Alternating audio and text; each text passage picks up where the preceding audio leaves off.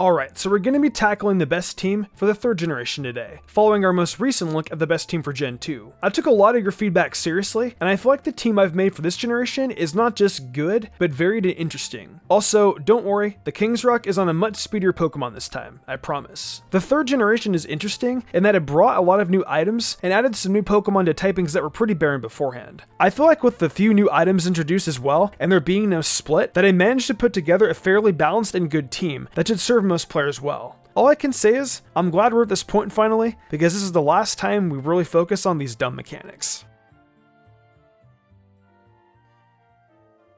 Okay, so as you guys know, I tend to use one legendary, one starter, and the pseudo for each generation when I make these teams. And we're starting off, of course, with the best legendary in Hoenn, and one of the best Pokemon period, Rayquaza. It wasn't exactly hard to choose Rayquaza as a legendary for this team, though you can't really go wrong with Kyogre as an option either. Rayquaza is an absolute monster, and being that this is our 1st generation with abilities, it is able to take advantage of a very good one with Airlock. Basically, if you think you're going to try to use weather against Rayquaza, you're in for a bad time. Airlock prevents the weather from having any sort of effect when it's out on the battlefield, thus meaning the rain, sun, and hail are entirely useless. Once the weather is completely disabled, the opponent will have to contend with the monstrous stats that Rayquaza boasts, with the 150 base attack and special attack leading the charge. So that means I've got an option here, and I decided to run with the physical setup this time around. I gave Rayquaza 232 EVs in attack and speed, as well as a lonely nature. So those additions leave it with 438 in attack and 289 in speed, giving it a good speed stat that should have it outspeed most threats, and a tremendous attack stat that will clean house. Though even without investment in special attack, it's still a very solid 336, which means we can make use of both its stabs even still. The moveset Rayquaza will be ascending into battle with are Dragon Dance, Outrage, Extreme Speed, and Earthquake. Dragon Dance is a setup move that will up its attack and speed by a stage with each usage, so you'll put those stats up to 657 and 433 respectively, which will just further the gap between Rayquaza and all the other Pokemon in Hoenn. The next move is Outrage, which is special in this gen, since the Dragon typing is special, but with 336 special attack, it's still going to hit hard. It's got a base power that is boosted to 135, so it'll be definitely smashing through opponents. Though after 2 to 3 turns, Rayquaza will be confused by the move, and I ended up giving it the Lumberry so it would be able to break out of the confusion immediately. The next move is Extreme Speed, and while needing a priority move on such a fast Pokemon may not be entirely necessary, it's still good to have. Finally, there's Earthquake with that 100 base power that will just destroy anything that doesn't resist ground type moves. So as usual, we move on now to the pseudo-legendary of Hoenn, the Iron Leg Pokemon, Metagross. This thing is an absolute monster with some fantastic stats and really is up there among the best of the pseudo-legends. Its ability Clear Body goes really well with these extremely high stats, seeing as Clear Body prevents them from being lowered at all by the opponent's faces. Being as Metagross is only 80 base HP to go along with its good defenses, it really could use some sort of recovery, so I decided to give it the leftovers to hold in battle so it'll get back 1/16 of its base HP at the end of each turn. As for the rest of its stats, it has 135 base attack and 130 base defense, which is a great place to build from, but then it has 70 speed,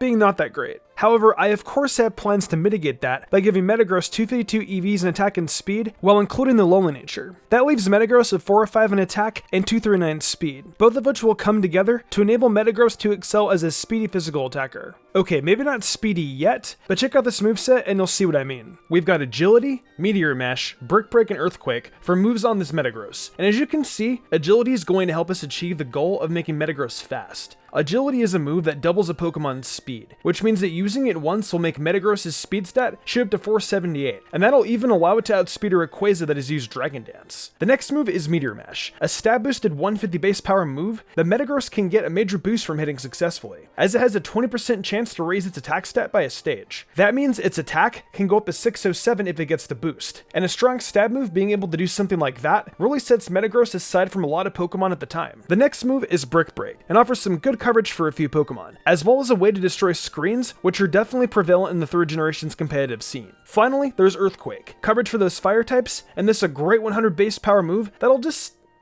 destroy some Pokemon. You know, I gotta say, I'm beginning to realize it's hard to say anything about Earthquake that isn't just about how strong it is. Next up, we reach the starter I chose, and for a lot of you, this one is actually the worst of the three. However, when putting this team together, it made the most sense to use Sceptile over Blaziken and Swampert due to just how well its typing fits into the scheme of how this one works. A fast special attacking grass type with the actually decent move pool that Sceptile has made more sense than another physical attacker, and I had plans to use a different water type, so Swampert just wasn't going to work. However, I think you guys can end up understanding it better once you see the way the rest of the team plays out. Anyway, Sceptile's ability is Overgrow, and that's just awful. It'll boost the power of its grass type attacks once it drops below 33% of its max HP, but man, just having to choose this ability reminds me of how much hidden abilities really change the game for starters. The item I gave it is a Scope Lens, which will boost its critical hit ratio by a stage, and you'll see why when we get into the moveset. Its stats are rather good when it comes to speed and special attack, like I made reference to prior, and its special defense is solid enough at base 85, though really I don't particularly like either of its defensive stats, which played a part in why you'll see a couple different defensive Pokemon on this team. I give it 252 EVs in special attack and speed, as well as the modest nature, and doing so left both stats at 339. It should be able to hit hard and quickly against most Pokemon, as well as make great usage of its stab, which its two starter counterparts can't do as easily since they're a mix of a physical and a special duo of typings. The moves that Sceptile is bringing into battle for this best team are Leaf Blade, Giga Drain, Thunder Punch, and Crunch. Leaf Blade is the reason why we've got the Scope Lens on Sceptile, as it's got a high critical hit ratio already that will only get better with the Scope Lens. Its base power is stab boosted to 105, and it is easily Sceptile's best move. The next one is Giga Drain, and that's stab boosted to 90 base power, and is here for some easy and reliable recovery that will do damage while giving Sceptile back 50% of that damage dealt. The next move is Thunder Punch, and it's here for coverage against flying types, with 75 base power and a 10% chance to cause paralysis. Finally, we have Crunch, which is a general coverage move at 80 base power that can be used to help out the rest of the team against Psychic and Ghost types, and also have a 20% chance to lower the opponent's special defense by a stage. Obviously something Sceptile would reap the benefit of quite nicely. Speaking of good coverage for Ghost and Psychic types, and the next Pokemon on this best team is the Beacon Pokemon, Dustclops. I told you guys there were some good defensive Pokemon on this team, and Dustclops is one of them. It's got 130 base defense and special defense, and it has Pressure for an ability, which really buys into the scenario that it is a stalling master. It gets the best of both worlds defensively, but the major problem is it only has 40 base HP, which can be a real problem under some scenarios, and quite frankly, it's a good thing it can't be hit with Seismic Toss, unless a Pokemon has a move that will allow it to hit Ghost types with fighting type moves. I decided to focus on the special defense of Dustclops more, since I feel it has more to worry about when it comes to taking dark type moves, as opposed to, well, ghost type moves. While Shadow Ball is a move that can be learned by a lot more Pokemon now, there still is really just Gengar that Dustclops needs to contend with, as I don't see Banette and Mischievous as really being all that threatening. So I gave it 252 EVs in HP and special defense with a careful nature, giving it 284 HP and 394 special defense. Though, even without any investment outside of IVs, its regular defense is still 296, which really is not bad at all. However, even with all that, there is one thing I couldn't really fix: the base 25 speed.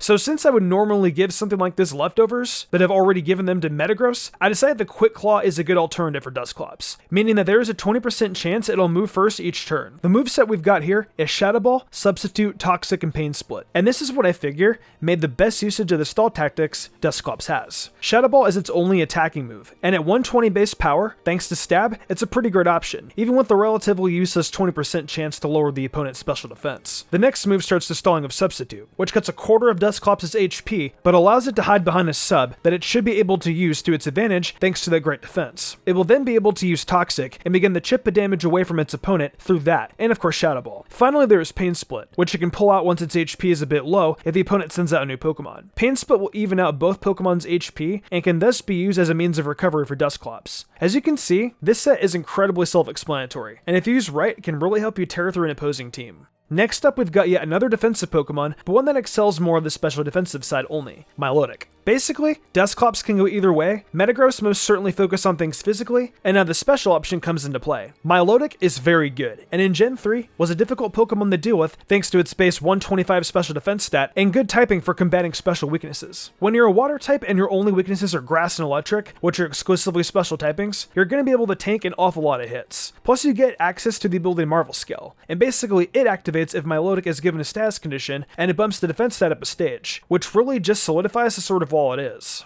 While Milotic does have a base 100 special attack stat that allows it to be more than just a wall, I still focus the EVs in the special defense and HP, giving 232 to each and Calm Nature. That puts Milotic at 394 HP and 383 special defense. This is an absolutely incredible special wall. The one thing that I feel I can do to help it out is give it the Salic Berry, one which will be eaten once Milotic health drops below a quarter and will raise its speed by a stage. It's important for Milotic to add speed in some circumstances, so running this berry seems like the best course of action for tender Pokemon. Surf, Light Screen, Recover, and Ice Beam are the moves Milotic has going for it here in this battle. I decided to go with more of an attacker on this Milotic set, as opposed to a staller, since we have Dustclops working that role. Its main attack is Surf, which in the 3rd generation is really the best move a water type can get, aside from Hydro Pump. It's got 95 base power, that's boosted to 142 by Stab. It's going to deal some heavy damage, even with Milotic's special attack just being at 236. The next move is Light Screen, which when used, will have the damage done by special attacking moves for 5 turns. It's a great thing that can help the whole team too, and of course will assist in Milotic being the wall that it is. Recover is right there too, to make sure Milotic can keep going in battle, striking down Pokemon with its strong moves and taking hits. Finally, we have Ice Beam for coverage against grass types, sitting at 90 base power with a 10% chance to freeze a Pokemon. This Milotic has a lot of potential to be the most annoying Pokemon on the team, and that's exactly why I went with it as the water type.